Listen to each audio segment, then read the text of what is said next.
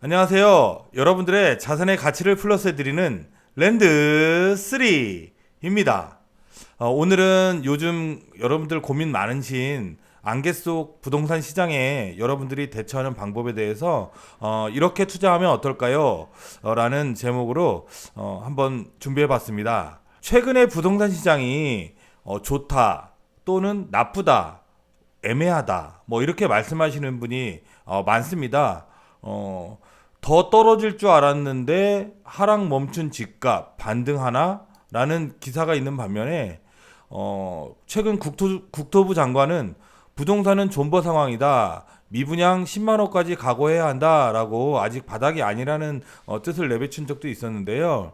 결론적으로 말씀드리면 좋다 나쁘다를 판단하는 시기는 아닌 것 같아요. 그리고 뭐 SVB 파산이 그렇게 부동산 시장에 많은 영향을 줄 것 같지도 않거든요. 왜냐하면 리먼 브라더스 사태의 2008년도 당시에 그 은행 파산의 배경과 현재 SVB 은행의 파산의 배경에는 많은 차이가 있고요. 이로 인해서 오히려 SVB 파산이 미 연준의 결정을 빅스텝에서 베이비 스텝으로 전환 또는 금리 인하까지도 고려할 수 있는 그런 상황으로 몰고 가기 때문에 어떻게 보면 부동산 시장에는 호재가 될 가능성이 많이 있다고 봅니다. 왜냐하면 금리가 인하될 가능성이 있기 때문이죠. 또 아니면 인하가 안 되더라도 금리가 어느 정도는 안정이 된다라는 생각을 가지고 있습니다. 최근에 정부의 재건축 재개발 완화 정책이 13 부동산 규제 대책 때부터 과거 윤석열 정부가 최초 공약으로 내세웠던 부동산 집값을 안정시키기 위한 그런 제도와 정책에 시동을 좀 걸고 있는 상황이고요. 둔촌 주공 아파트 장이 4구역이 완판이 되면서 어떤 금융시장 불안에 따른 그 수요자들의 좀 불안감을 많이 해소시켜 주지 않았나 이런 생각이 듭니다. 기사를 쭉 보면은 뭐 1월 달에는 뭐 매매 전세 월세 할 것 없이 전부 다 하락을 가져온다고 하고 뭐 집값 바닥론인가라고 생각될 즈음에 3월 들어서 다시 반등인가라는 추측을 할 수 있을 정도의 그런 수치들이 나오고 있는데요. 2023년 부동산 시장은 과연 어떻게 될 것인지 귀추가 많이 주목되고 있는 실정입니다. 좀 의미 있는 통계를 좀 봐야 될 것 같아요. 한국은행 경제 통계에 주택 가치 전방 CSI 그러니까 소비자 심리 지수에 대한 통계가 있는데요. 2022년 4월 이후에 쭉 내려가다가 2022년 23년 2월 이거 2023년이네요. 2023년 2월에 최초로 반등하는 그런 통계가 아주 의미 있게 나오고 있습니다. 뭐 반등까지는 아니어도 어쨌든 하락세가 좀 꺾이는 그런 추세가 있고요. 서울 주택 보급률이 2022년 11월 데이터로 봤을 때 94.2%, 그다음에 수도권도 96.8%. 집이 이렇게 많은데 분양을 이렇게 많이 되는데 왜 계속 집값은 오르냐라고 의심했던 분들이 이 주택 보급률을 좀 의미 있게 봐야 되는데요. 현재 이 주택 보급률에는 우리가 알고 있는 옥탑방이나 반지하 이런 것들도 주택 보급률에 포함이 되기 때문에 이런 것들을 만약에 제외한다고 하면 과연 우리가 살고 싶은 집, 우리가 원하는 집은 94%가 아니라 최소 한 60%에서 70% 정도밖에 되지 않지 않느냐라고 예상을 하게 됩니다.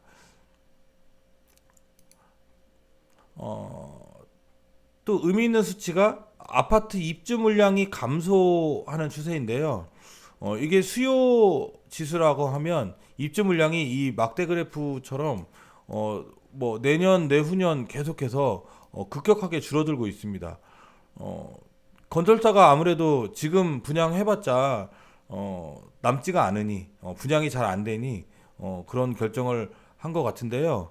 어, 뭐 서울뿐만 아니라 뭐 일부 지방을 제외하고는 공급 물량이 계속 줄어드는 것을 우리가 데이터를 통해 볼 수 있고요. 더 문제는 노후화된 아파트입니다. 노후화된 아파트. 25년 이상 된 아파트들, 15년에서 25년 사이 있는 아파트들이 이렇게 서울의 대부분의 아파트들이 노후화된 것들을 이 노후도 비율을 보면은 우리가 알 수가 있고요. 여기도 이제 의정부 가능동 일대에 이제 노후 빌라들 이제를 한번 그 데이터를 한번 분석해 봤는데 시뻘건 거는 다 노후화됐다는 얘기거든요. 그래서 이제 뭐 우리가 노후화된 아파트는 재건축을 바라볼 수 있고 노후화된 구도심은 재개발을 바라볼 수 있고 하는 그런 시기인 것 같습니다.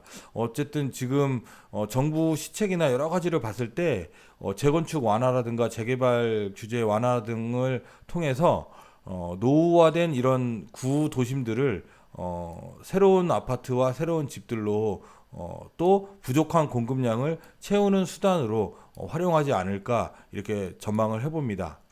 집값이 더 떨어질 것인가라고 사람들이 기다리고 있는 중이신 분들이 많은데요. 결국에는 우리가 이 10년간의 주택 평균 매매 가격의 추이를 볼 때는 계속 오르다가 급격히 오르다가 또 조금 떨어졌다가 또 오르다가 이렇게 10년 전 가격보다는 분명히 높은 곳에서 떨어지더라도 10년 전으로 회귀하지는 않습니다.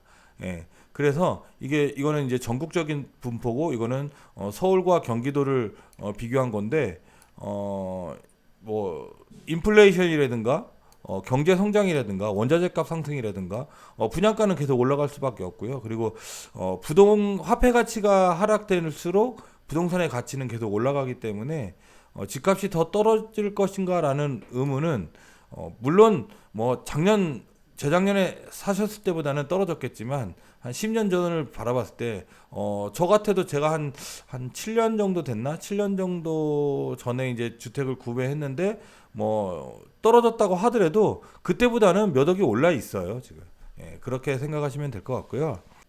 게다가 정부의 규제 해제가 아까 말씀드렸듯이 그 윤석열 정부의 부동산 정책을 계속 실현하고 있는 중이고 이번에 13 대책을 보면 그대로 윤석열 정부가 처음 이제 대선에 출마할 때 했던 그 공약들이 그대로 나타나고 있거든요. 그래서 이제 여러 가지 추진 과제들을 착실히 1월 3일 날 보도 자료에 밝힌 바와 같이 계속 규제는 해제될 것으로 봅니다.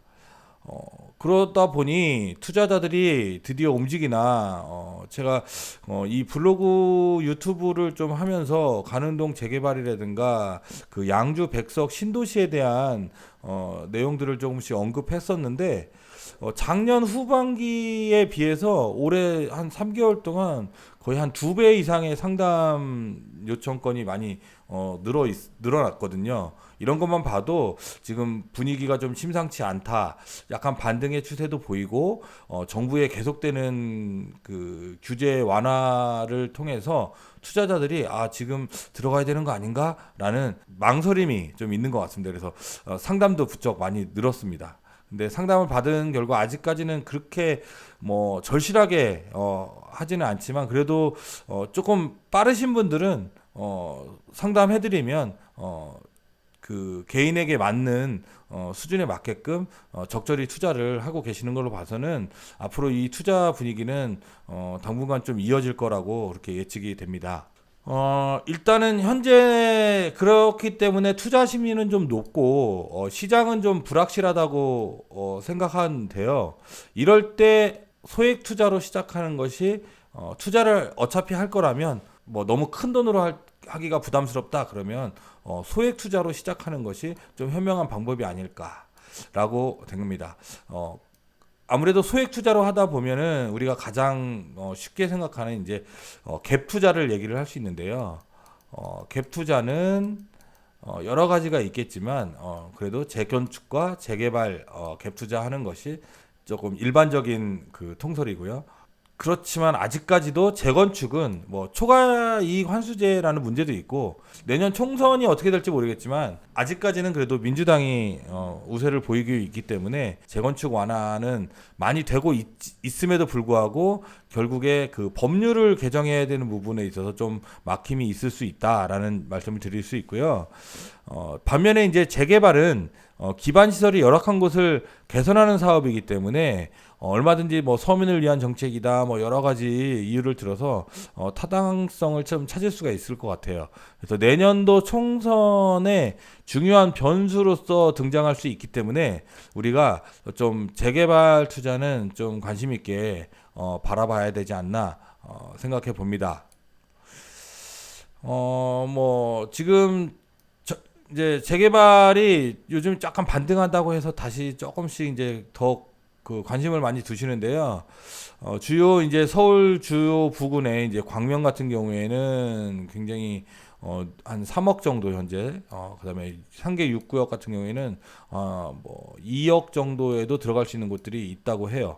그리고 장위 15구역은 3억 정도, 그다음에 이문 휴경구역 5억, 부가형 구역 한 7억, 그리고 한남 뉴타운은 이제 대출을 좀 껴야 되지만 현금으로 9억 정도 선이면 투자를 할 수가 있다고 이렇게 하는데요.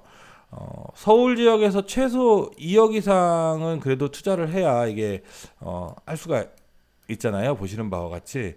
그래서 요 2억 이상이 투자가 되려면 좀 큰 돈이기 때문에 우리가 좀 신중하게 접근을 해야 하고 비교적 추진진도가 좋은 지역을 선별을 해서 수익을 좀 작게 가져가더라도 리스크가 크지 않은 곳을 가는 곳이 좀 좋지 않을까라는 생각이 들고요.